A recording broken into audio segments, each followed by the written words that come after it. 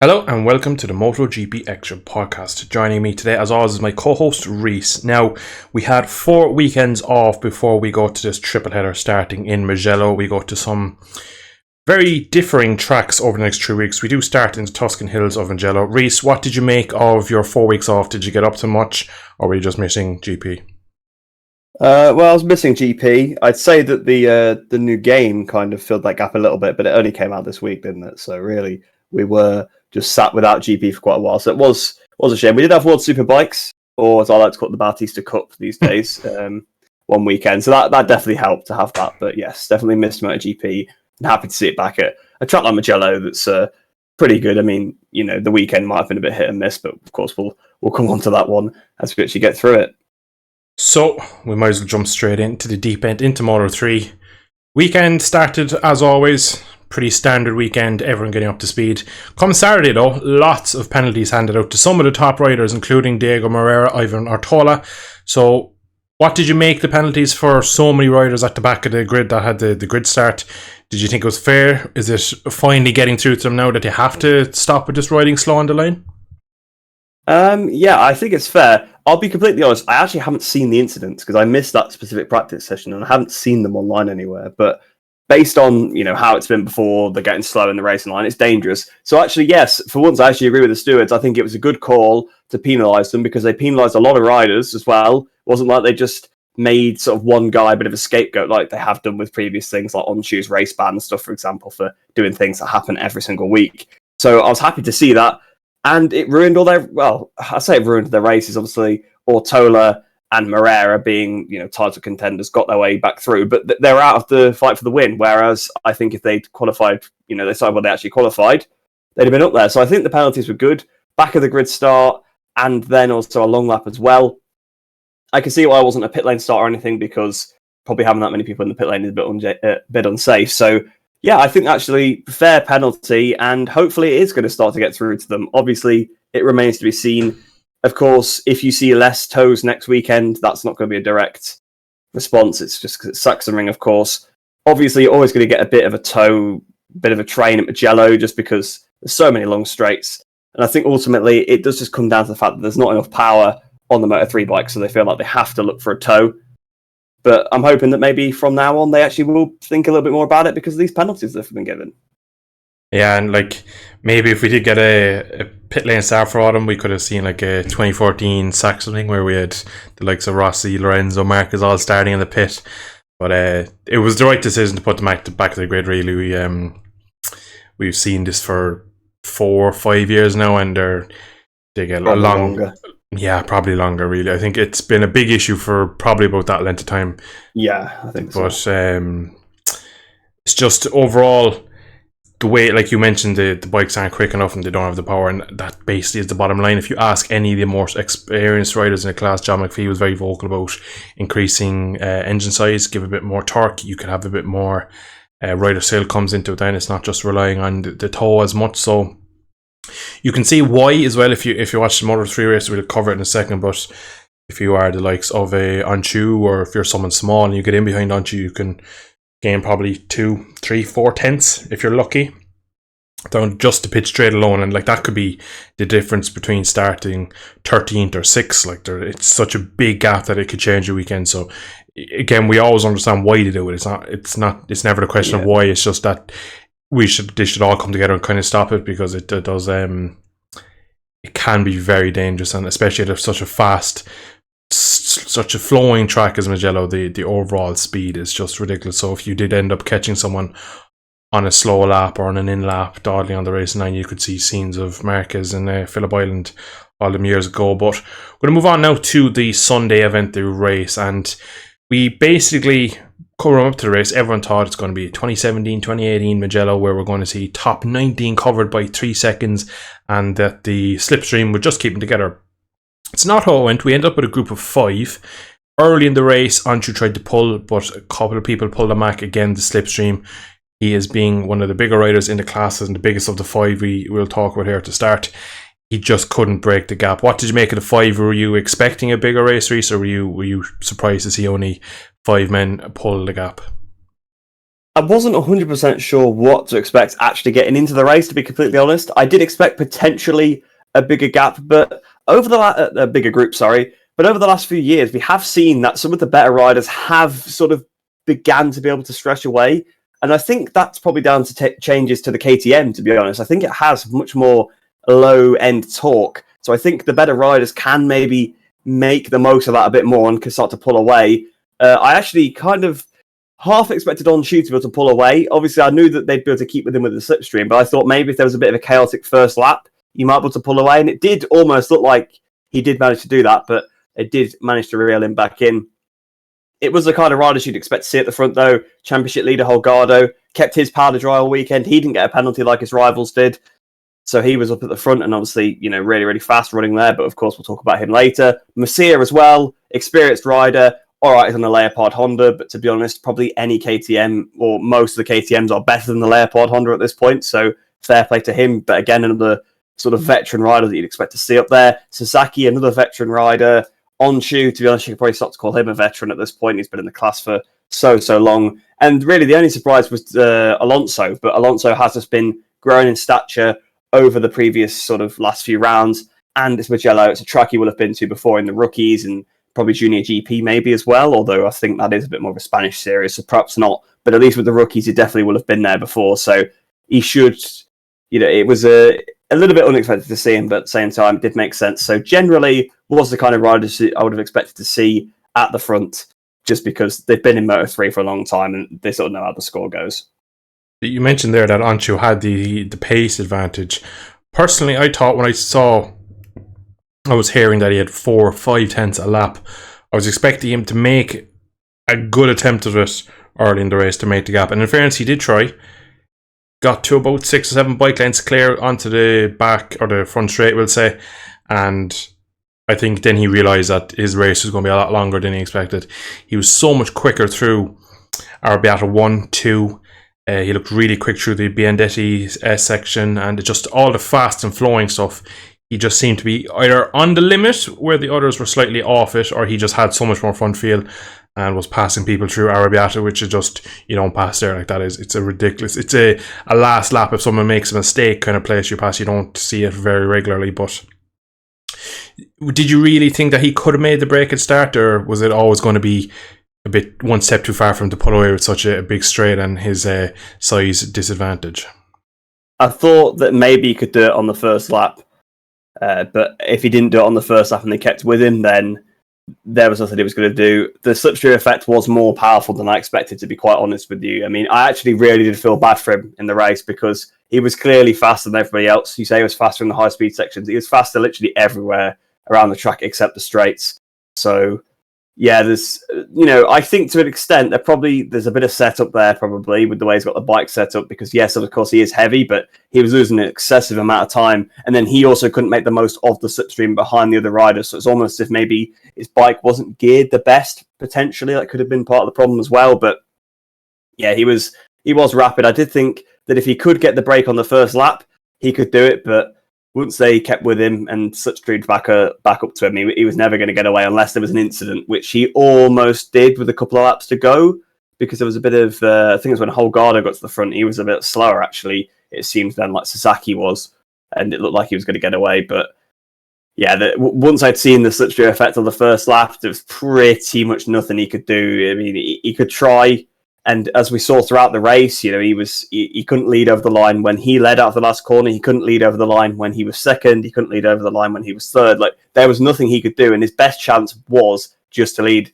the race, and that's exactly what he tried to do. So, in fairness to On-Shoe, a lot of the times we spoke about this before. He's had the pace this weekend, and he's then thrown it away. He's crashed. He's not really handled himself well in the race. I think Jerez, he was really good. Obviously, Argentina, who could forget that really wild first lap and then the crash. But to be honest, I don't think there really was a lot more he could do. It just was, he had the pace, but he wasn't like the sort of Jorge Martin type when he was in Moto3 where he could get to the front and pull away because he didn't lose all the time on the straights. He was fast in the corners and also just as fast as everybody else on the straights, whereas here, On-Shoe just lost too much time there. He could never get away from the chasers.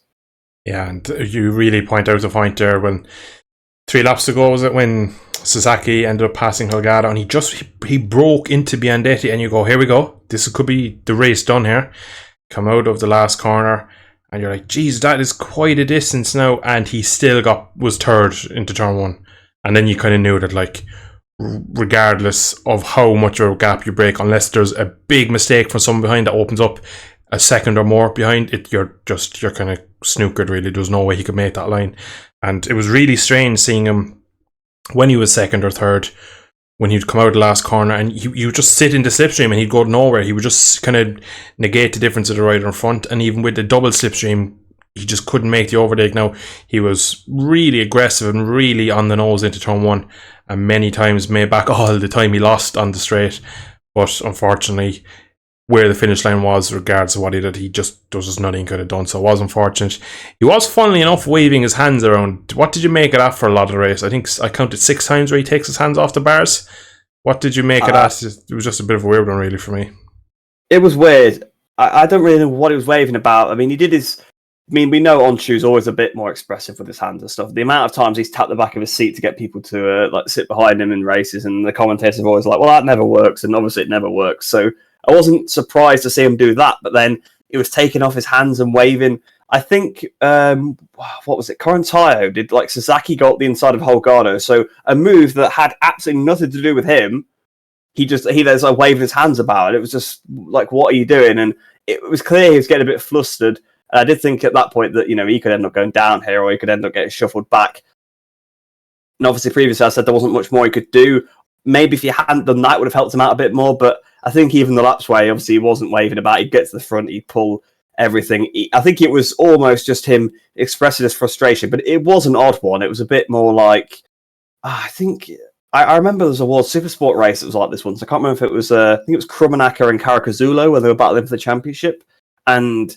I can't remember, one of them had a bike problem. It might have been Caracazzulo, and he started like waving his arms about because his bike had slowed down, and it cost him a bit of time. And then I think Krummenacher made a massive mistake, and he almost dragged him to the line. It's like, if you weren't waving your hands about, you'd have beat him. So it's one of those things. It's just a bit, I don't know, just it was kind of unneeded. I know it didn't really affect him in the end, but just was quite unnecessary. And I guess it shows his rivals again, like, look, we're getting under this guy's skin, so we'll just keep passing him wherever we can. Yeah, like there's never really a good time to do the waving, but when, like, I look back at Pedro Acosta's debut in Moto3, where he came out of the pit lane and was pushing from there. He got in front of a certain amount of people, and you go, all right, I'm quicker, just tag in behind me. I can understand that little tap. Now, will they do it or not? You're never really going to do it. Yeah. If someone, it's like red to the bull, like you're inviting. If you're trying to bridge a gap, it makes more sense. So when you're actually leading the race and you're leading the group of 5, they're not going to go, oh, you know what, let's just let him win, let's just sit behind him. Like. Yeah, the fact that every time he got to lead, he'd tap the seat as if like, oh, come on, let's lap everyone. It was like, where are you going to go with this, like, train? Let's see if we can catch up to Anna. Oh, jeez. It's just, it was weird, to be honest. And like, he did it so many times, I was starting to think, I don't understand, I just don't understand what his mindset was, that like he'd get into lead in turn 1, he'd be coming out of turn 1 and sending out, and he'd just give the back of the bike a whack. And like, if you're the rival, you're thinking, why would I follow you? I'm going to send it on, because of this, and I'm going to make sure that I get the run out of the final corner and get him into turn 1 again. And it just lap after lap he did it, and it was quite strange. But we are going to move on now from Onshu and his waving hands to someone who surprised me. We mentioned him already in the top 5, David Alonso, showing promise. Now, you actually forget that these guys are coming through Junior GP, they're coming through Red Bull Rookies, and that they're already so quick. But we always talk about Pedro Acosta was kind of like the first one that came into the class, started pulling trees up and started winning races and was at the front. But since then, there's just been, like, you've had Guevara came through in Acosta's year, you've had the likes of Alonso, there's a couple of other now that are slipping my mind, but there's been couples that have come into the class with previous experience in Junior GP. Munoz was another one. I couldn't think his name. I could picture the blue and yellow bike, but I couldn't picture his name. Just come in with rapid speed. They looked like they were already in the class. So when you kind of see them there, you do forget that, like, they're so young, they're so inexperienced at this level because they just don't show. What did you make of Alonso today? He really impressed me, I must say. Yeah, he was really impressive because you mentioned, like, other riders there, like Munoz, for example. Well, when Munoz came, he was dive bombing everyone, doing all these aggressive passes where that's kind of obvious that they're a rookie trying to prove themselves and do these things. Whereas Alonso was just kind of, was just sitting back at the back of the pack, and he looked comfortable. He didn't really look like he needed to show a wheel. I think he made a pass or two. I don't remember where he actually ended up finishing in the group. Did he finish just fourth? Yeah. So he didn't actually finish at the back of it, but he sat at the back of it, not getting involved with all of the antics. I think he did go through a couple of times, but you do get that. If you got the slipstream, you're not going to roll out of it. You are going to just make the pass. So, yeah, he looks pretty mature. In fairness, he deserved to come up last year, but he just couldn't because he's obviously an Aspar junior rider, and, you weren't going to kick out either Garcia or Guevara out of that seat. So, in fairness, obviously Alonso had to stay in Junior GP for another year. I think he did Junior GP and Red Bull Rookies, won them both, didn't he, last year? Yeah, he did. He was the first one to do that. Yeah, so that shows his class. Obviously, it is obviously the same bike, but even still, you're learning a lot of the GP tracks, I suppose, that way. You're learning the Moto3. I think that's also why they come into the class looking so good, because if you look at Moto2, for example, you've got riders like Aldeguer and Lopez that came into the class looking really good already because they'd already done a year in Moto2 in the sort of Spanish Championship. So I think a lot of it is down to the fact that also they know the bikes. They've been riding these bikes since they were like 11 or whatever, these same Moto3 style bikes. So I believe that is a big part of it, but obviously takes nothing away from their talent, because we've seen plenty of riders in the past that have come through and not lived up to their potential, especially in their junior careers. I seem to remember like sort of Nicola Baliga. He was one. I think he win the junior GP back in the day.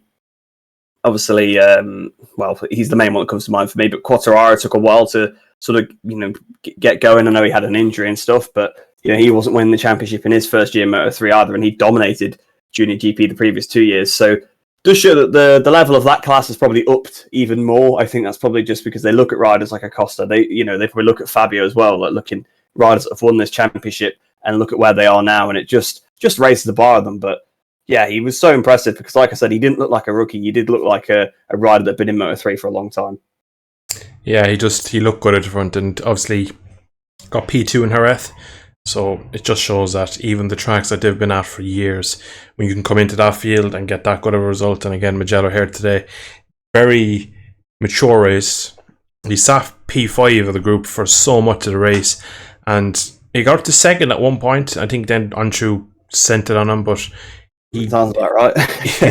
He just, at no point in the race you think, oh my god, he's overusing his tire. He just sat there and he never looked like sometimes you see a rider, there'll be a group of 6 and the 6 guys just like 2 or 3 bike lengths further back than everyone else is, and you're like, yeah, he's probably just stretching or just about keeping in. Whereas it looked like Alonso was just like, I'm going to stay here now till 4 laps to go, and then I'll make a move and we'll see what happens. And I think that's, again, you do mention Munoz when he came in, he was elbowing everyone out of the way and sending everyone off the track and white lines everywhere but stuff.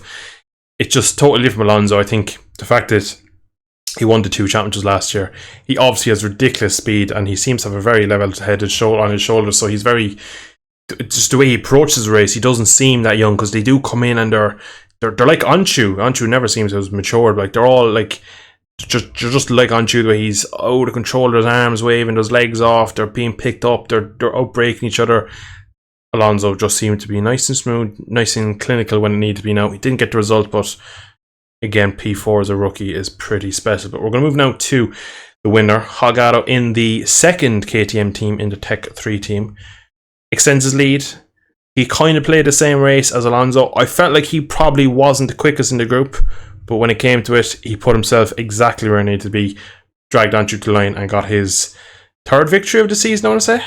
Yeah, 2nd in a row, 3rd overall, because he won at Portimao, and then he's obviously won the last 2. So, yeah, it's great for Holgado. Obviously, coming into the season, we kind of expected him to do quite well, because, again, he was another rider that come through Junior GP, had a pretty decent rookie season. I mean, if you go back 5 years and you look at Holgado's rookie season then, like in 2017 is like 5 years ago now. That's a bit scary, and I was thinking more like 2015, 14. But there you go. You go back a few years and you give him that rookie season, you'd be like, wow, that was a good rookie season. But now you try and gauge it against people like Acosta that have got and won the championship, and it looks a little bit less impressive. But I believe he had a pole position in his rookie year. I think he had a podium or 2, if I'm not mistaken. So, good rookie season. We did expect him to make a step, but he's really turned into a proper championship contender, to be fair. I mean, he got almost demoted in a way. I mean, he was initially supposed to be in Tech 3, when he came into Moto3, but then because of stuff to do with Raul Fernandez and Adrian Fernandez,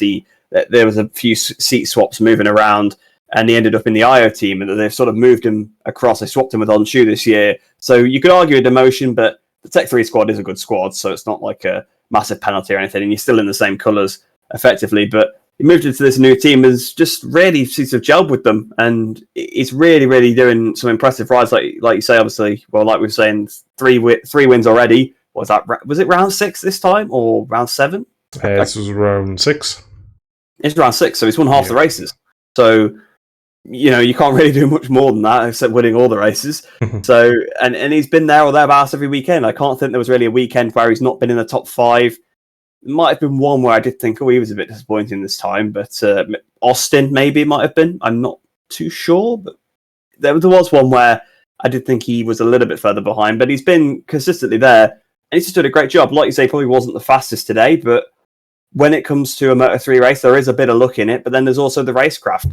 In Moto3, it's difficult to be the fastest every day, and you put yourself in the right position on the last lap to get the slipstream, and he did it perfectly. So fair play to Holgado. Extends his championship lead because his rivals messing about in practice get penalties at the back of the grid, and he doesn't. He keeps level head. So that's a champion's ride, isn't it? At the end of the day. Yeah, completely agree. He's putting a good little campaign together for himself. It'd be interesting to see now, again, these 3 weeks in a row, so Mugello, Sachsenring and Assen, I believe is the third one, is going to be key for kind of all 3 championships. You're going to see, we always talk about when they get back to Europe as kind of this is where the championship kicks off, but when you kind of go to the summer break, or before we kind of go to Silverstone, Misano, and that type of part, you see the outline of the championship starts to line up for all 3 championships. It's very rare that you get to a Misano, or in years gone back, Aragon, without knowing that, okay, Moto3 has 3 guys that are really in for it. You have 2 in Moto2, and then you have 1 runaway in GP or whatever. But if he keeps going... Don't forget last year we thought Bagnaia was out of the championship. There you go. So after Sachsenring 90-odd points behind, and then he made us look silly. Brought it back, yeah. But as I was saying, he's just... If he keeps going like this, it'll get very hard to catch him in terms of... He doesn't seem to make mistakes. He's going to keep taking points each week. When you get a gap in Moto3, it's quite hard to get it back, because the biggest thing in Moto3 is being consistent. I think every rider in Moto3 at some point has shown that they have front-running pace, but it doesn't mean they can do it every week, whereas it looks like Holgado can put himself in the top 5 week in, week out, which is the consistency for a Moto3 championship is really where you're at. So it'll be interesting now next week when we go to Germany to see if he can keep going and take another step towards a very well-deserved championship. We're going to move now to the middle class, Moto2. Bit of a unfortunate race is what I would call it. We're going to talk about a messy lap 1 straight off the bat. We had an instant down into turn 1 for Fermin Aldeguer. Just looked like he was on a tight line, released the front brake just to let the bike naturally turn a bit more. Maybe hit a bump, or tyre wasn't completely in its working window. Loses the front, slides out. Thankfully, doesn't get collected by the riders behind. He slides out, takes Binder, and then Jeremy Alcoba also gets caught, but he kind of gets like high-sided from the rear. It was a really messy and ugly crash, but the 3 of them are out. But thankfully, again, like I said, none of them got collected, because it's such a hairpin turn that it really comes back, so riders really could get caught there. It was a horrible little accident.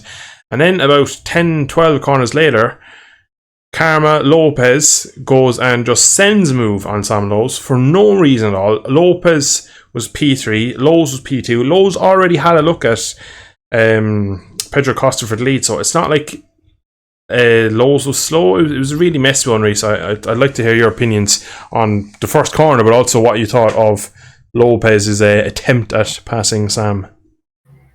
Yeah, the first corner was obviously just unfortunate. It's one of those things that happens. Aldeguer just completely on his own, crashes. And yeah, like you say, very fortunate that he wasn't run over and none of the other riders were run over or anything. His bike just skittles out Darren Binder. Darren Binder's bike slides into Alcoba, who was a little bit wide, but again, it is turn 1, especially at Mugello. You can get a run around the outside pretty well. We saw that in some of the other races, and we've seen that plenty of times over the years. So yeah, just one of those unfortunate incidents, not one of those ones that you hand a penalty out for. But that was one of the Bosco Scuro has taken out a few people. Then we get a few corners later into Pelagio, and we get Lopez wiping out Sam Lowe's. So that's the other Bosco Scuro knocking somebody off. But yeah, it was obviously, like I said, the first one, that was just, a little incident that happens in the race. But the second one, I don't know what Lopez was really trying. I could kind of see it, but if loads had been wide and they just maybe touched a little bit and down he went, I could see that. But he was like on the racing line, so I mean, I don't really know what Lopez expected. I don't know whether he thought he'd be able to get further ahead of him and sit him up. But again, it was lap one. There was no need to pull such an aggressive pass. Like, that's a last lap kind of pass, or one of those passes where, like, wow, Acosta's pulling away. This guy's really slow. I've got to sit him up, get him out of the way. That wasn't the case. I mean, not that, that would excuse it. Obviously, if someone's holding you still can't knock him off. But if he was going for an aggressive move and it was because he was being held up and he was just trying to sit the guy up, it would make sense. But yeah, it just lacked it seemed a bit desperate. And I think Lopez knew that the Bosco Scuro works well at Mugello. It always has. If you remember back to like the early years of Moto2, Iannone, sometimes on the Bosco Scuro, or the Speed as it was called then, literally lights the flag, would pull away, no one would even get near him. Like, it's one of those tracks that the bike does work really well at, so perhaps he wanted to try and get a victory. Probably also saw that Arbolino was a bit on the back foot this weekend. He hadn't really had the best qualifying position, although his start was pretty decent, so it's just maybe just wanted to get the win, to try and gain some points, get the win, of course, just for the sake of getting the win. But yeah, it was just never going to work. Just completely knocked Sam Lowes off. Really unfortunate for Sam, because he looked like he had good pace. I mean, he's had good pace the last few rounds. He does seem to find his feet, because obviously in the first few rounds he struggled quite a lot. But yeah, it's a bit messy from Lopez. It's not the first time we've seen that kind of thing from him. If you remember Portimao, I believe he took somebody out, if I'm not mistaken.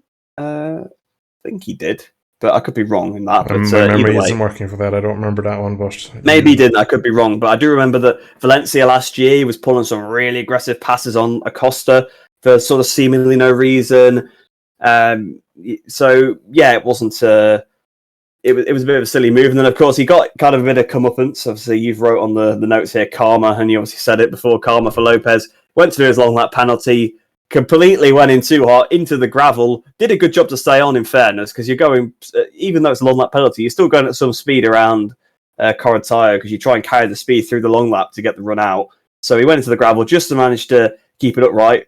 Obviously, by letter of the law, you have to do it again because you went outside of the limits. So he lost, maybe 5-6 seconds from that, then lost like another 3 from doing the long lap again. So by that point, he was good 10 seconds off the race win. So that was his race completely ruined. So, and that's like lap 3 when that's happened by. So obviously his race completely over.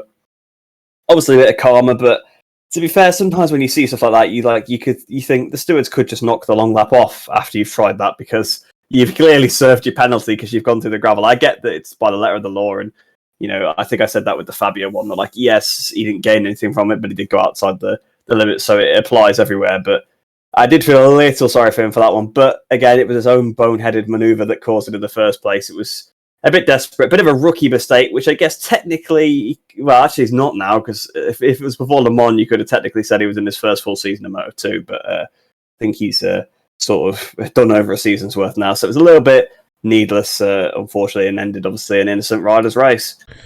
When you were speaking there, I was thinking to myself, I was kind of thinking back about the move. It was exactly what you would call a last lap, where you're just trying to surprise someone in a weird little situation.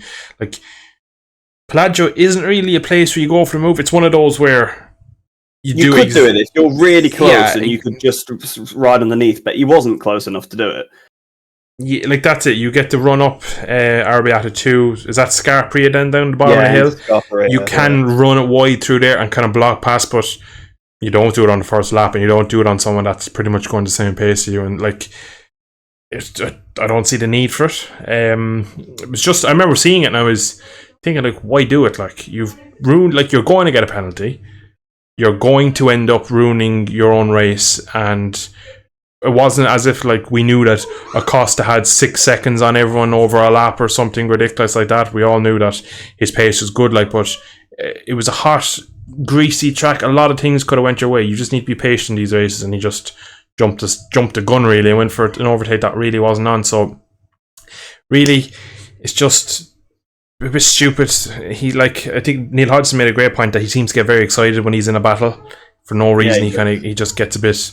He's got a bit of previous for it. Exactly, and I don't remember Portimao, but the fact that you kind of brought it up, I reckon there could be something in that. But he needs to tidy up his riding a bit, because like you're going to get a lot bigger penalties for this if they continue making these mistakes. But yeah, that's it's unfortunate, because I feel bad for Lowe's, because again, like you said, Lowe's is on a good run of form, had pace today, might have had something for Acosta if his race went well, and unfortunately, again, even though he took him out of the race, it kind of ruined the race, because he got taken, basically took Lopez, he took himself out of the race, he took Sam out of the race. Great big gap. Exactly, and I think Arbolino maybe had the pace for him, but starting 10th was never going to really be a race for it, so overall, not great. But we're going to move now to the man I just mentioned, Tony Arbolino. Qualified 10th at his home race. Quite disappointing in my opinion, but a very, very solid recovery ride. What did you make of his weekend in a whole?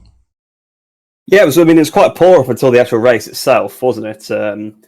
Obviously, he qualified down in 10th. He's not much of a qualifier. He's qualified sort of 7th, 8th quite a bit, I think, this season, if I'm not mistaken. This is where I've been on like the front row every round, and I've completely got it wrong. But I do have in my head that he's not a very good qualifier, so I do think there must be a reason for it. Yeah, so he didn't qualify that well. Obviously, there's a lot of pressure on him coming to Mugello. It's the Italian Grand Prix. That means a lot. Obviously, that means every rider's home race means a lot to them. But I feel like for the Italians, it's even more. I feel like there's more pressure on the Italian riders at the Italian Grand Prix than there will be on the British riders of the British Grand Prix, for example. Like I get that vibe, especially because Mugello is the real Italian Grand Prix. I know there's San Marino, which obviously is still in Italy, but well, San Marino itself is not. But the San Marino GP is a track in Italy, just called San Marino GP for whatever reason. But yeah, it was a bit of a poor start to the weekend for him, and lots of pressure on him. But the recovery ride was great. He got his way up to second. Obviously, like we've said, he got a bit of a helping hand, right? I mean, obviously, Sam Lowe's probably could have gone with Acosta. Acosta said himself that Sam was really fast even in his interview, so he'd obviously seen Sam as the threat going into the race, and obviously off the start, he had a good start as well. But obviously, Sam Lowe's was taken out of the race by Lopez. Lopez took himself out the race again, like you say. And to be fair, by that point, Arbolino had virtually already got himself up. I think he got himself up to like 4th already at that point, or 5th, just behind Canet, who obviously was injured from the day before. Obviously, the pole sitter. No one really thought he was going to win going into it because of the heavy crash he had. So that just took out all of the opposition. He'd got a good enough start to pass them, and the work was done virtually immediately. Within a few laps, he was up to second place. Acosta was already 2-3 seconds up the road. And then he just ran his own pace, pulled away from Salach and Canet behind. So it was a good recovery ride, but it was all done right at the beginning. But that's how you have to do it. We saw with Jake Dixon, for example, good example, how long it took him to get through the pack from starting further behind. That could have very easily happened to Arbolino. So yeah, fair play. Great recovery ride from Arbolino, and still 20 points in the championship lead. All right, he did get beat by his enemy on home territory, and I'm sure that will sting a bit. But at the end of the day, he didn't crash out of the race like Acosta did in the last one. So, he's got the psychological advantage there. Yeah, I think if before the couple of races there with the last two, we'll say, I think Arbolino would really have taken second in Mugello, and getting a big points haul over Acosta in France was a big thing for his championship. So I think overall he probably won't be the happiest with the celebrations from Acosta with the pizza delivery boy. He won't like the pizza. he won't like that, and but I think he'll think after the race when everything's kind of cooled down, I've taken a good chunk of points off him, and we're looking good for the championship now. I still think over a full season, Acosta seems to be the one that can probably do it more often and to a higher level. But you never know. Like we've seen in GP, many injuries this weekend. You see riders crashing out of the blue. Like nobody thought Pedro would crash in Le Mans, and here we are. So there's a long way to go in this championship, but we're going to move on now to the Briton who got third, Jake Dixon. Started P6. Kind of what you expect from Dixon now, just consistently in the top 5, and his late race pace and the way he managed the tyres was sublime, really. And I must say, I was very impressed with how he managed to catch up to the Gresini of Philip Salach and then overtake Canet on the last lap. So really, must say, really surprised that he managed to pull it back. I thought that about 6 laps ago, I was looking at the gap to Salach, I was looking at the gap to Canet, I was thinking, it's going to be another solid P5 from him again. He's going to kind of go, yeah, well, I kind of want more than this, but it's good. But in fairness, he managed to pull it out very, very nicely in the end and get a very solid P3. So what did you make of your countryman? I was quite surprised in a way because he looked like he'd struggled a little bit this weekend. I was actually saying earlier on in the weekend, I think to like my mum or something, saying that like you only ever get one of them doing well at a time. Like there's either a period where Jake's doing really well, he's putting on the front row, getting podiums, and Sam's nowhere, or you get the other. You never really get them both at the front. And I guess that kind of continued today. Sam Lowes gets knocked off, and Jake Dixon then performs. It seems like you can only get one of them at a time. But yeah, he struggled quite a bit in the. Well, I say he struggled, but I mean, a couple of years ago, he'd been pretty happy with qualifying up P8. So it was a decent weekend overall for him.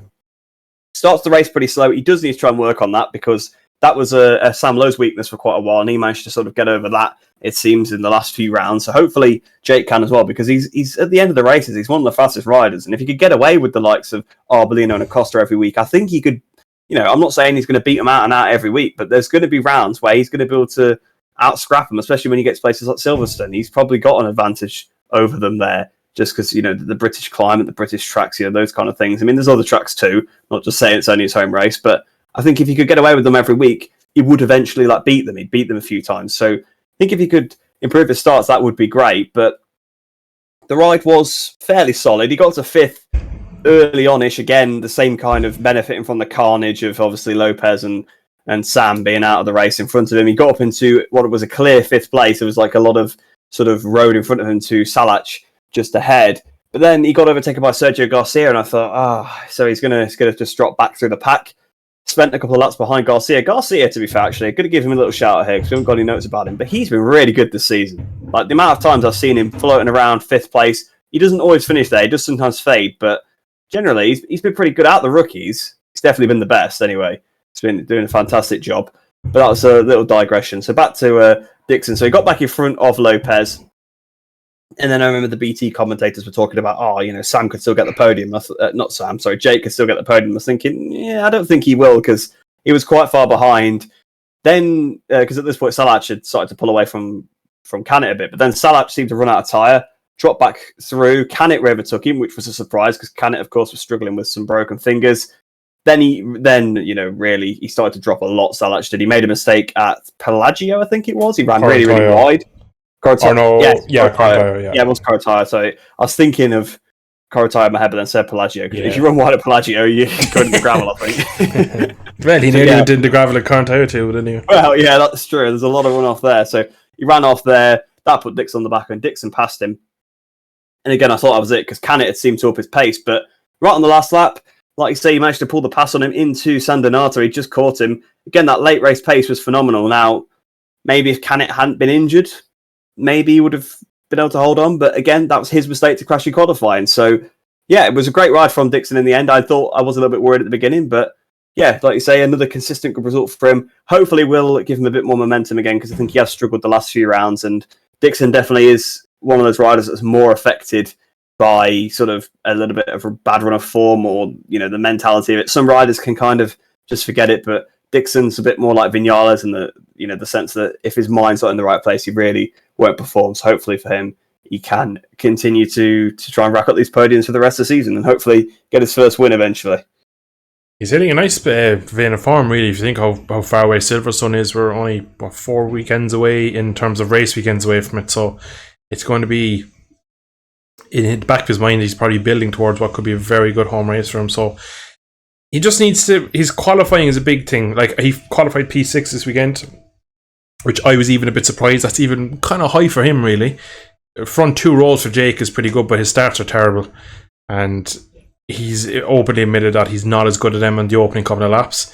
So he goes backwards, and not even that he goes backwards, when he even holds position, he just doesn't seem to have the pace to kind of go away with them. So when you get to lap 16 and there's 3 or 4 to go and you're 2.4 back, you've lost that on lap 2 and 3. Like, you're just not going to make that back at that point of the race without taking huge risks. So unfortunately for him, that win is still a bit far away from me in my eyes. So, but for now, keep getting podiums, build towards a very good Silverstone race, and we'll see. You never know. It'd be a fairy tale for him to get a good race at home, but it'd be pretty cool if he could pull it off.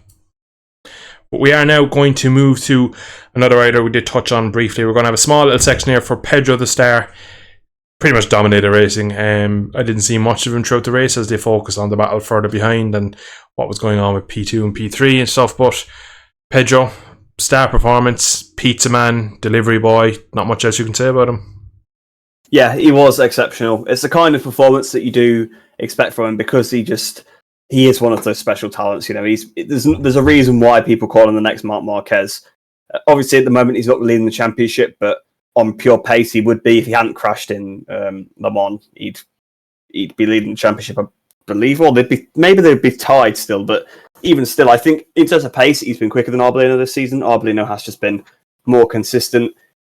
Pedro, I think, did he win here last year as well, if I'm not mistaken, in quite a dominant style? Like, he sort of pulled away from sort of Joe Roberts behind. I believe he did, yeah. I think you are correct, yeah. So clearly this is a good circuit for him, especially on the Moto2 bike.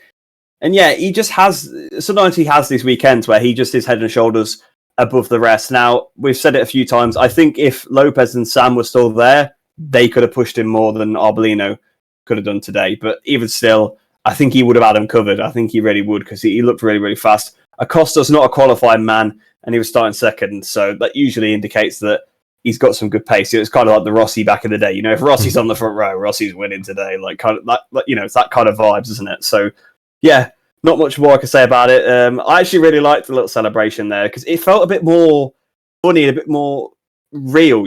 I have a bit of an issue with sometimes these celebrations. They feel forced. I don't know if you feel the same, but like sometimes when you see these sort of big celebrations, you're a bit like they don't really feel right. Like they feel like they're just trying to sort of do the Rossi big celebration kind of thing. Whereas that was quite funny. He had a backpack on with the shark fin because his nickname's the Shark. I believe the word for shark rhymes with his hometown in Spain, like the Spanish word for sharks. I think that's where it comes from, but it doesn't work in English, obviously, because shark is a different word.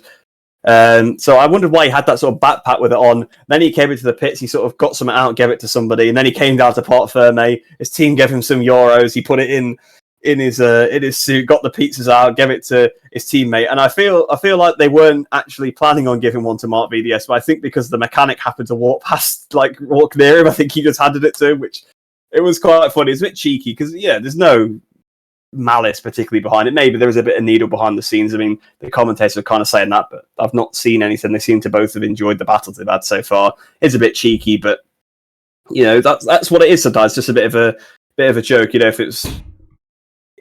I like the celebration anyway. I thought a bit more real, but yeah, it was a great performance from him. I really do like Pedro. And to be honest, in terms of the pace, I think it's hard to look past him this year, but Arbolino is still doing a stunning job as well. I think the big thing with the celebrations was that usually the celebration is in a gravel trap somewhere. They're setting off fireworks, or like the Peck one where there's a whole table and a barbecue. We didn't know what was going on with Pedro. He just had a backpack on him, and then he get in and then he starts handing out pizzas. It was quite funny how it worked out in the end for him. And I think is the fact that there was, like, usually you see a rider pull over and he like whips out something weird, throws it on and jumps up on the fence and then does something. You can see the whole thing going on. You can kind of see him awkwardly it's all doing scripted it. And really specific, whereas this is a bit more like him with his mates mucking about. Exactly. The fact that he had a pizza box on him and the shark, when he came in, nobody kind of knew what was going on. And then when the pizza started flying out, and then when Mark Viegas got a pizza, it was quite amusing. But we're going to move now to that chap. Yeah, it is quite.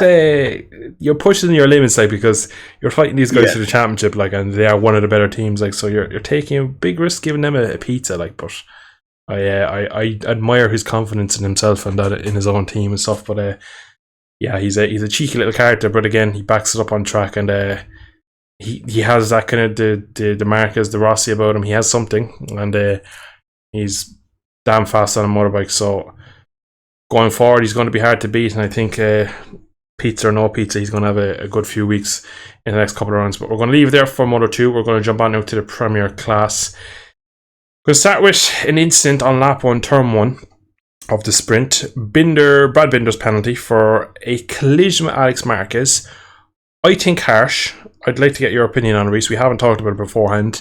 I feel like Alex Marquez goes wide. Binder just turns underneath him and they meet in the middle. I think it's very harsh for Binder to get a penalty. I can see why, but also at the same time, opening lap, Alex Marquez isn't innocent in this. He can sit up. He comes back quite aggressively into where Binder is, and kind of it's a bit stubborn to think that, look, first lap, first corner of a sprint race, and somebody's not going to be on the piece of tarmac that I've just left wide open. So I think it's harsh for Binder, and I think it kind of ruined his sprint. So what's your take on the penalty overall? Yeah, it is harsh because actually a very similar incident happened in the main race with Alex Marquez again. It was slightly different, but there was contact in the same part of that corner, and this time he stayed on. I think had that happened in the sprint, there's no penalty there. Really, that's just a bit of luck changing it. I can see why, because Binder's making a pass at the inside to turn one. There's then contact, and Alex Marquez crashes. If you look at it, just playing from those facts, clearly it's a penalty. But yeah, like you say, Alex Marquez was a bit wide, cutting back. As we know, always if you run wide, you need to make sure that there's nobody on your inside. That's your responsibility. But at the same time, Binder came from quite far back into the corner, was carrying quite a lot of speed, and, could clearly see that Marquez was going to turn back in on him. So he also had the option to not sort of accelerate into him, if that makes sense. Like, he could have been a bit more cautious. But with it being Brad Binder, of course, he's not going to be cautious at all if there's a place up for grabs, especially in a sprint race. So he goes at the inside. There is a bit of contact. Yeah, I think the penalty was quite harsh, but if you look back to previous events, if you try to say, for the sake of consistency for the stewards, Bagnaia got a penalty for literally not hitting somebody back in Jerez. So I can see why that'd be a penalty, but then again, there's been other events where like Vinales and Binder collided in the main race at Argentina, there's no penalty for that. So yeah, I think it was bordering on harsh. You got to be a bit thingy at turn one, like you got to be a bit more lenient sometimes because they're so close. You pile 21 MotoGP bikes, or whatever it is, 22 MotoGP bikes into turn one at Mugello. There's going to be a little bit of chaos, especially when these days it's so close. You need to if you make 3 passes on lap 1, you've probably saved yourself like 5 seconds of race time there, because at least trying to make those passes, because you'll get stuck behind those guys for laps. Like if you're talking in terms of lap progress, that could be up to 10 laps past 3 riders sometimes. So it's so difficult here. So any position you get on the first lap, you got to go for it. So it is one of those things where, like, the way they've set up the weekends now, the way they've set up the rules, it does mean that this is going to happen more because you have to try and overtake on lap 1. But at the same time, like you say, Alex Marquez ran wide, then sort of cut back to the racing line, so there is that. But he didn't run like completely to the outside and just cut back as if no one's going to be there. He only went a bit wide. So it was avoidable from both parties there. I would probably have put it down to racing incident myself, but if you're going to give a penalty, obviously it's going to be to Binder because he's the one that stayed on and was the aggressor in the incident. So yeah, I kind of agree with you. A bit harsh, but I suppose if you look at what they've done previously, I guess it kind of is in line with that. Yeah, it was quite funny to see that the incident was nearly completely replicated in the actual race. So it was, that time it was Jack, though, it wasn't Brad that hit him. and Jack, also Alex Marquez was the one that actually dived it into the corner. Yeah, that exactly. That was crazy. But he's got a bit of previous for that kind of thing, so he does need to watch out a little bit. Because he also had a penalty himself in the main race, let's not forget, for the incident. Him and he hit Binder out of the way in Le Mans, so kind of a bit of a rivalry maybe brewing there between those two. You actually forget about that, but yeah, he needs to kind of look at that because he was the one that went massively wide in turn 1 in the second incident, and then he comes back again. You think you'd be a bit more cautious coming back to the line, especially when you just pass like 4 bikes into turn 1 and go wide. They're going to cut underneath you, like they're going to go for that track again. But we're going to move on now to Rins, unfortunately. Had a crash in Arrabbiata 1 in the sprint. Season over is what I have in my notes. Tib and Fib, they reckon back for Silverstone, which is 2 months away. I think that is probably, in my eyes, too soon. I don't see him back till probably later Misano, maybe. Even at that. It was he crashed on his own, so thankfully he wasn't taken out, because we've seen riders already this year, Oliveira, Bastianini getting taken out and having hard injuries, but it was just the way he rolled. His leg got all tangled up, so he's done his tibia and fibula. He is definitely not going to be back for any of this kind of 3-week break, so you're talking at least after summer break. What did you make of kind of his season so far, really, and like how he's gotten to here? And he was actually showing pace as well in this weekend. Hey, he was really good, wasn't he, in free practice? I think he was like 3rd on the combined times, so it does show. I mean, it is a kind of a Rins kind of track, isn't it? I mean, Rins is Mr. Corner Speed, to a T. Like, it's the kind of track that really, really suits him. And he seems to be able to ride that Honda with corner speed to an extent. I mean, of course, when push comes to shove, Marquez is always the top Honda, in this situation, the way it works. But Marquez will get the tone. Marquez will basically be pivoting that bike on the front end, making it do things that it shouldn't be doing, but almost matching the way the Ducati riders are taking the corners. Like, he's braking at the same point as them, even though his bike actually can't. He forces it to fit, and he accelerates at the same time with them. So clearly that is the fastest way around the track. That's why their bikes are designed that way. So that's how he ends up on top. But for Rins, yeah, he showed good pace. Not sure where he qualified in the end, but it wasn't too bad. Although he did seem to be languishing a bit in the sprint, because I don't think we saw the incident on the broadcast. If I'm not mistaken, we didn't see it later on. I've seen it later. I saw it on YouTube, the clip of him crashing, and it's actually obviously Arrabbiata wants a really fast corner, but in terms of like the crash, it's quite innocuous. Like, I've seen a lot worse. I've seen people tumble a lot worse and get away with very little. But it's just the way, I think, like you say, his leg sort of just bent a bit, broke his leg. He's already had an operation on it. He's got like one of those frames sort of around it, holding it in place. In terms of coming back, yeah, if it's coming back for Silverstone, that is the first race after the summer break. So that probably would be about right. We've seen people come back from leg breaks quite quickly, in fairness, in the past. Obviously, Rossi did the same injury at was it Biondetti chicane when he did it? Biondetti won, that's where he crashed. Back in 2010. And again, he was back within about 6 weeks, was it? Something like that? Yeah. So, and usually, like, if they're a normal person, you're in plaster for 6 weeks. So, for a MotoGP rider, they are obviously always a bit more accelerated. They've got better doctors, better facilities. Obviously, they also grip the teeth a little bit. But those times, I suppose, are gone now. You're not doing a Rossi 2010 where, like, even if you're barely able to just get on the bike, like, you're on a factory Yamaha, so your fourth place is your worst result, I guess. That doesn't happen anymore. So, especially when you're on a satellite Honda anyway. So maybe coming back that early. But then again, we saw, I think Jack Miller might have like broke his leg and come back quite quickly a few years ago. Like, literally, I think he like broke his leg and then raced the next race or something like that. It was pretty mad. Rossi again broke his leg at like 17 and then he missed a round. So you can, I think, when it comes to a bone injury, like, if you could take the sort of the painkillers and you've got a plate that's making it strong enough, you can kind of still do a decent performance. So maybe he will come back, but we have seen obviously the consequences of coming back before, with Marc Marquez coming back too early. So I'm hoping that Rins takes his time. The Honda is one of those bikes where he's likely to crash on it again. Marquez actually said himself in his post-race interview that clearly the bike needs to be made like safer because it's just too easy to crash on. All the Hondas are crashing and injuring themselves. So, that was a bit of a big statement to sort of say. I mean, it's true. Obviously, you look at the statistics, but, usually PR speak won't really allow you to say things like that. So hopefully Rins does take his time to heal, because, again, like I say, he's likely to crash on the Honda again, and you don't want to crash while he's still healing, because that can obviously cause a lot more problems.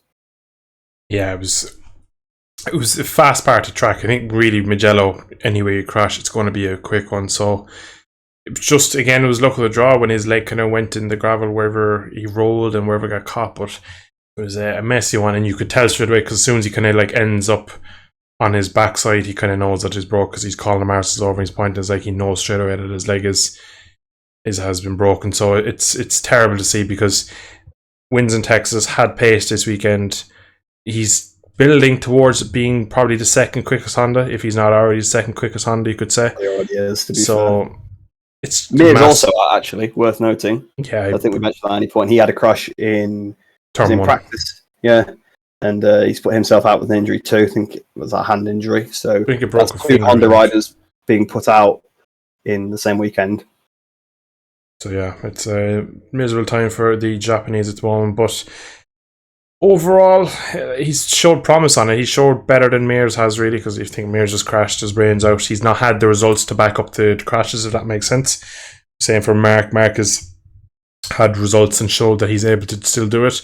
It's just like today, crashing out in Portimao, and I think he's just not accepting that the bike is not good enough, and he keeps overriding and keeps proving a point that I'm still a world champion. I'm still good enough to be at the front. I can beat these guys. Just give me the right tools and I can do it. But currently Honda are languishing at the back of the field in most sessions, or usually not many in the top 10. You kind of see every Saturday that it looks like only Marquez can get into Q2 directly. If they're lucky, you can scrape on the others in, but usually it's the three of them out in Q1. But we're going to move on now to VR46. Marquez over to VR46. I know, controversial. Good strong weekend for them. Valentino was there himself. He was seen a lot around the paddock over the Saturday, Sunday. I don't believe he was there Friday. Good sprint for Bezzecchi. Good sprint for Marini. Unfortunately, the race didn't go as planned for Bezzecchi. It looked like he got a bit duffed up off the start, and then I think maybe a bit over a slight override for him in the second kind of part of the race. I've seen him on a couple of occasions overtaking run wide. There was one shot where into turn 1 he looks like he's completely run out to the white line, and a couple of riders through, so I think maybe he knew he had the pace. Buccini as well. There was another shot where he was coming from like the off track at Buccini, so he clearly, so I'd say probably again the pace would have been there, just getting caught down the field, and I think it was quite really hard to pass at this track. It was showing in all 3 classes that there was probably 2 or 3 overtaking spots, and the rest of them are kind of questionable at best. But strong weekend for VR46, being so close to the podium in the full race. What did you make of their sprint and the main event? Yeah, so obviously in the sprint, very strong for both riders. Bezzecchi 2nd, Marini 4th, 5th? No, must have been 5th because I think Zarco was 4th, wasn't he? Yeah. Yeah, so full Ducati lockout, worth noting as well, although I think we'll probably talk about Ducati a bit more in a minute. But yeah, so strong sprint for them. Obviously, Bezzecchi, literally a championship contender at this point. But yeah, the Sunday just didn't really come together for Bezzecchi at all. He was kind of nowhere from the very beginning. I don't know how many times he overtook Aleix Espargaro and Brad Binder. Must have been quite a few times, because I think he then ran wide every time afterwards. He was clearly overstressing. And yeah, so it was a bit of a weaker Sunday for him. But Marini still had a pretty good Sunday. Obviously fighting for the podium for a lot of the race, getting overpowered by Zarco in the end. But hey, look, he can sit there and say he's on the GP22 bike and the GP23s are better. And they're finishing ahead of him. I mean, there's a reason why they bring a new bike every year, because it's not always better, but the idea is that it's going to be better, especially when they've got new swing arms this weekend and things like that. So yeah, but actually a pretty good race for Marini. Can't really fault him, because he really was latching onto people. Obviously, Alex Marquez had a bit of a scrap with Luca Marini at one point. He was latching onto the back of him for a while. Alex Marquez eventually crashed under the pressure trying to get away. So we saw another Rossi Marquez family rivalry, although this time it was the brothers going at it. Then, of course, Zarco, with his usual late race pace, caught up to Marini, passed him. But again, he didn't drop him for a long time. He didn't drop him until the last couple of laps, where maybe Marini's tired, finally gone past the point of no return. So, to be fair, I can't really fault Marini's performance this weekend. It probably would have been better if he got on the podium, but he's still injured as well from Le Mans. I think he broke like both his thumbs, or at least they got like sort of extended He in broke that weird one, catch he had. but the two of them were he extended. broke one. He broke his right thumb, but he didn't break the left. Yeah, so he did have obviously it's going to be quite comfortable riding the bike, obviously, with this weird crash in Le Mans where he sort of lost the front of Alex Marquez, plowed into the back of him. It really did cause some strange injuries. I guess it's the kind of incident you don't see very often. So fair enough for Marini, had quite a good weekend. But for Bezzecchi, yeah, the sprint's good, but the sprint's not where you score most of the points. You know, I mean, it's still, you know, you can't be bad in the sprints, don't get me wrong, but you'd prefer to be good in the main race and bad in the sprint rather than the other way around. You know, if he swapped his results, he'd be in a much better position now. So I think he's kept second in the championship, but I don't think he's far in front of Martin anymore, if I'm not mistaken. Like, there's not a lot in it. And to be fair, I don't know if I said it on last week's podcast or if I just said it to you in private, but for me, Martin is the threat to Bagnaia over the season more than Bezzecchi is. I think, you know, being on the same bike, the equipment is closer. I think Martin is probably a bit faster also, and he seems to have finally got over this whole massive, you know, issue he had last year where he kept throwing it at the scenery every 5 minutes, a bit more like his rookie season where he was really competitive every round. So good to see that. But obviously, pretty decent weekend for VR46 overall. Like I say, Rossi was there. Rossi got a win himself as well this weekend in the car racing that he does. So yeah, you can't really fault VR46's performance. Yeah, overall pretty solid. And again, you make a good point about Martin winning the sprint in Le Mans second here today. It's going to be hard. The main race in Le Mans too. Yeah, exactly. So he's had real solid couple of weeks. So it's going to be hard for Bezzecchi to really keep up his form. I think Marini just needs to keep building. He is week in, week out at the front. And for a lot of people, they never thought he'd make it to this level. And he's there now. And I think just needs to keep going, get a couple more podiums. And he's having a very good season. It was a shame, really, what happened to him in Le Mans, because he was on for another good result there when he had the collision with Alex Marquez. But VR46 boys are outdoing anyone's expectations really for this season. But we're going to move now from VR46 to just the Ducati dominance in general. Was going to be a top 5 finish for them in the main race until Alex Marquez crashed out of turn 2. Podium lockout in both events. Am I correct in saying that? And then they did it as well in the full race. Yeah, because they did the top 5 in the sprint. They did get the top 5 in the sprint. Yeah, they did actually get the top 5 in the sprint. So a bike that's been developed to this track, you would imagine will go well here. But was it even more dominant than you thought it would be?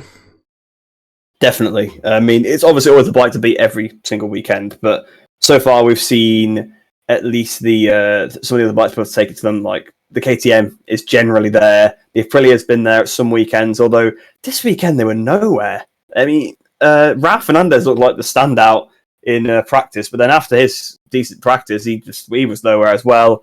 Oliveira still injured, ended up falling off. I know I've managed to talk about Ducati dominance, start talking about all the Aprilia riders, but there you go. Vinales. Nowhere. Yeah, if it's not even mentioned, Vinales down absolutely nowhere. Aleix was scrapping for 7th, and that's probably there for the best the bike could get. So, yeah, it was Ducati dominance. The two manufacturers that have sort of been able to take it to them have been obviously the KTM and the Aprilia at different rounds, but they couldn't lay a glove on them. They absolutely couldn't lay a glove on them this weekend. The Ducati was so good. I think, to be honest, this really highlights how poor of a job Digi Antonio's doing, to be quite honest. Like, you genuinely had Alex Marquez not crashed in this race, we could have potentially seen like 8 Ducatis in like the top 8. If we had a performing rider there, which really would have been a bit of a statement. Like we're not getting far off that. Like if that happens at Mugello next year, I wouldn't be surprised, to be quite honest. And we've got Austria still later on this year, although the KTM will probably be good there, to be fair. So yeah, no one was laying a glove on Ducati. It's clearly you still have to have the riding talent. Obviously, Bagnaia outdoing the rest of the Ducatis. Sorry, as something goes past my window, a motorbike outside. Hopefully, that wasn't picked up too much on the mic. But yeah, it was obviously Bagnaia dominated the weekend, but the Ducati was just a bike to be on, and it's one of those weekends where you're like, what could Marquez do on a Ducati, and what could Fabio Quartararo do on a Ducati? It's just. The bike was supreme. It was absolutely perfect this weekend. Yeah, it's going to be tough for Digi Antonio to keep his seat because there's talks of Arbolino taking his seat and that he'll go. I think he's already lost it, to be quite honest. Yeah, to be the contract's probably signed. To be frank, yeah, I'd say he is. But if you look at over the 2 races, you had factory Ducatis were there. You had one of the Gresini, you had both VR46 and you had both Pramac, so every team was there. The 2 riders that weren't was Digi and a recovering Bastianini, and he still did well in both races, top 10 in both. So Digi's just not at the race, and I think the fairy tale of him moving up with Gresini to the full Premier class was just hasn't worked. So we'll see. He might end up somewhere in Superbikes. I believe he'll probably end up on a Ducati over there, is what we're kind of thinking at the moment, but might even go back to Moto2. So at the moment it's a bit of an unknown, but it does look like that his time is limited in this class. But yeah, Ducati just absolutely romped away. I remember it was the second race of the full race. There was a shot of them coming through Casanova and Savelli, and it was just 5 Ducatis in a row, and they're all just kind of equally spaced out. It was a pretty cool shot kind of midway through the race, and it just showed really it would have been a great kind of poster for them, just like absolutely dominating the field. And KTM's just didn't have it this weekend. They were just slightly off the ball. Probably it just shows that when Ducati come to track that they know more. It just shows how much extra they have still if they get to a track where they're a bit better, because really it was the KTM was the second best bike still by a mile. Aprilia nowhere. Honda and Yamaha might as well have been in the Moto2 race. So Ducati, a lot of people this year thought maybe that they're after losing their crown to KTM, and that maybe if there was 8 KTMs out there we'd be seeing this, but I still think that this weekend shows that like when a weekend goes well for Ducati, that it is a top 5 bike like minimum for like all the riders. It is going to be dominant, and realistically when we get Bastianini back to full fitness, he's going to be there as well. So God love anyone else on anything other than a Bologna Bullet. Now we're going to move briefly and touch about Japanese pain. Yamaha 10th and 11th. I believe Nakagami finished 12th behind them. I think Vinales overtook Nakagami at the end, I think. Did he? So Nakagami might be 13, but either way, it's not really worth fringe It's like points 1 point. for every of them, really. What did you make of the weekend? Is there any sign of light at the end of the tunnel?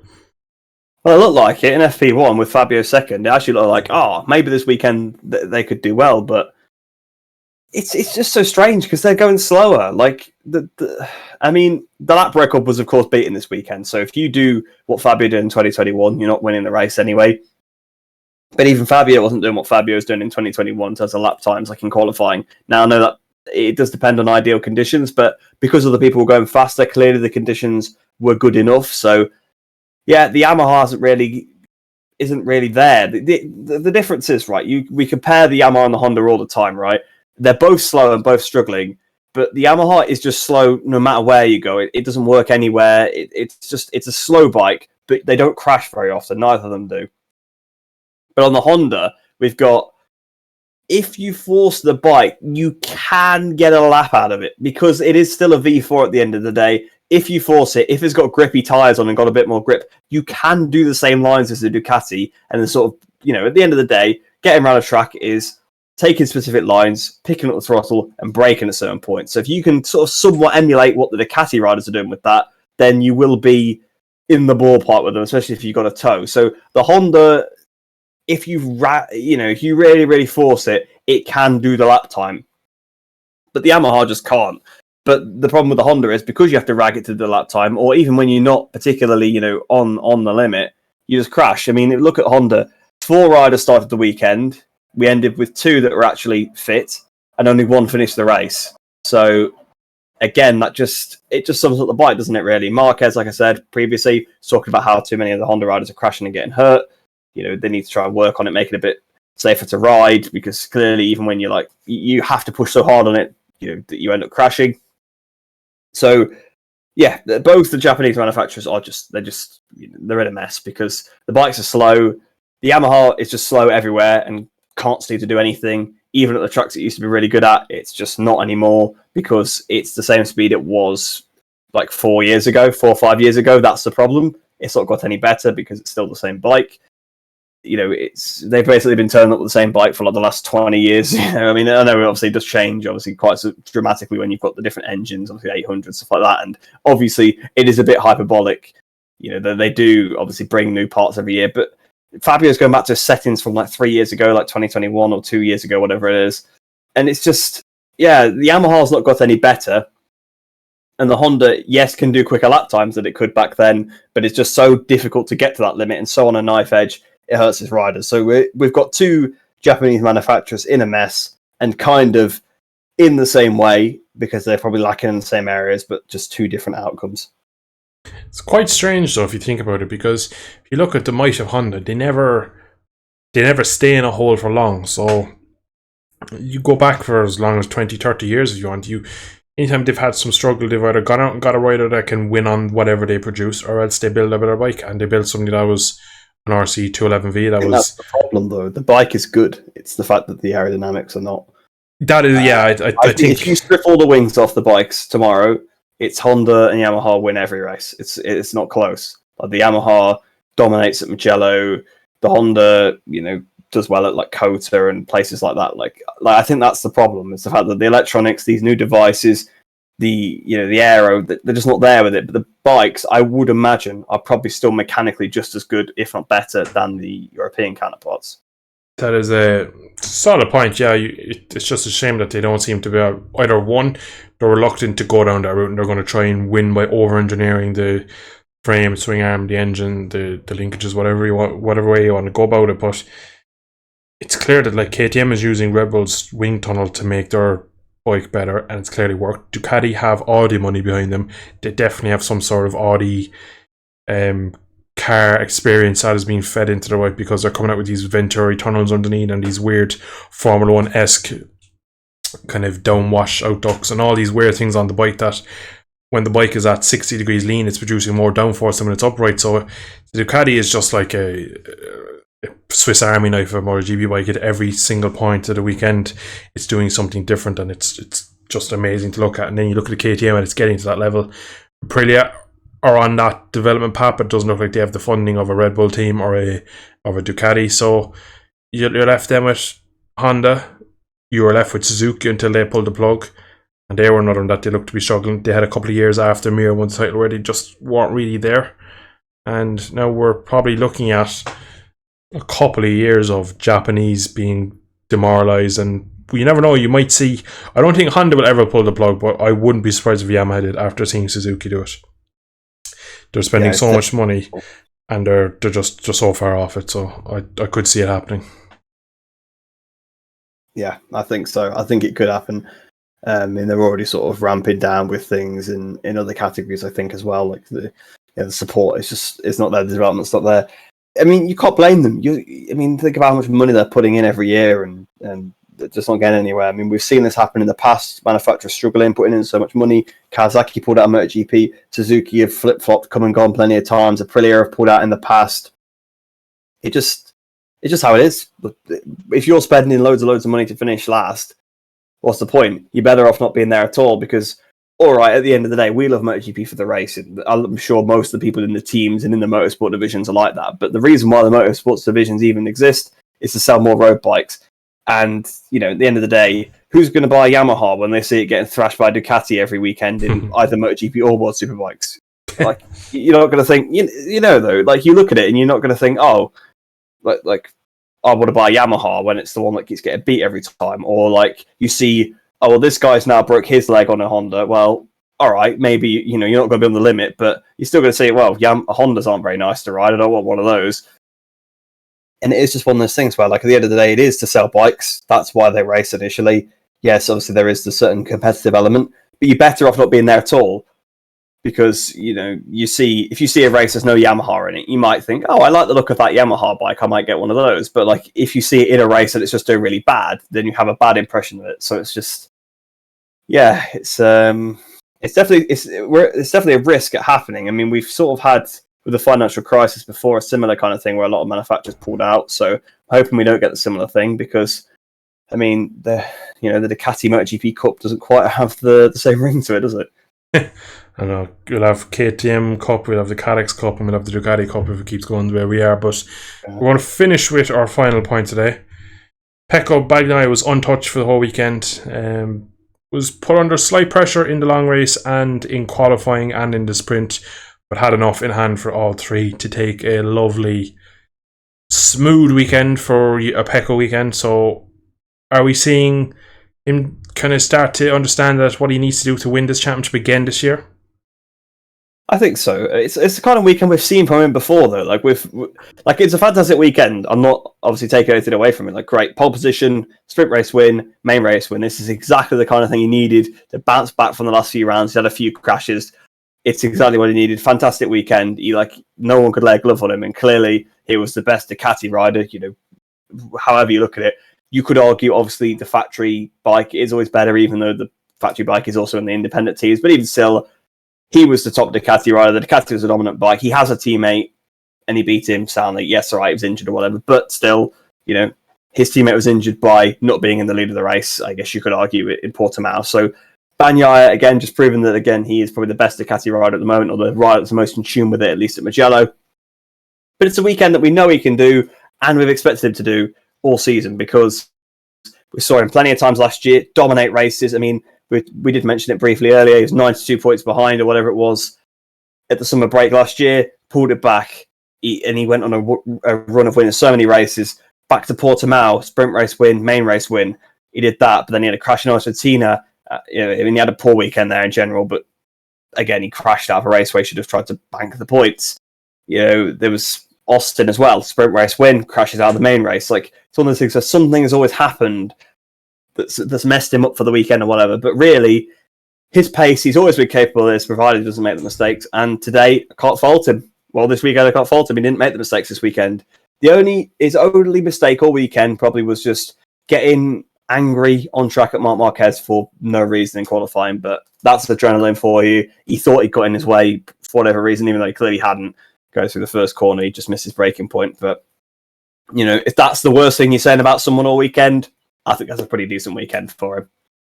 Yeah, I think everybody knows in GP now how critical qualifying is. And I think on a minute 45 lap, when you get to turn one, you've known you're blowing it. You're just so angry. And when Marquez pulls out and just runs across the race line. He didn't really do anything wrong. No, it can quite easily when you're coming out to turn one, you see someone come out of the pits, you are distracted regardless. So yeah, it takes your eye, but even still, there's nothing you can do to stop that. There's nothing Marquez does wrong bar come out of the pits, and I think Pecco was annoyed at the timing, and he's just after losing a lap, and I think it just boils over the frustration. And again, we talked about Arbolino having the pressure of being at a home race. There will be lots of pressure riding. Yeah, it's even more when you're riding for Ducati. Number one on the bike, Italian champion in Italy. Everything was boiling up to be against Pecco this weekend for something to happen, but he managed to tick all the boxes and overall did what he needs to do. But we're going to end now, Rhys, with what are your thoughts going forward for the next couple of weeks? What do you expect to see in the next 2 rounds before the summer break? Well, I think we might get a different winner next weekend at the Sachsenring. I do have a feeling that Marquez can actually do it here because he's fully fit again now. And we've seen what he's done at tracks that are not the Sachsenring. I mean, okay, all right, he's not actually finished a main race yet, which is worth noting. But at the same time, he's been putting that bike in place. He's been on the front row in every race so far, which is unbelievable when you look at actually what that bike is. Although, again, take back to the earlier point, if you ride the bike in the correct way, you can get a lap out of it.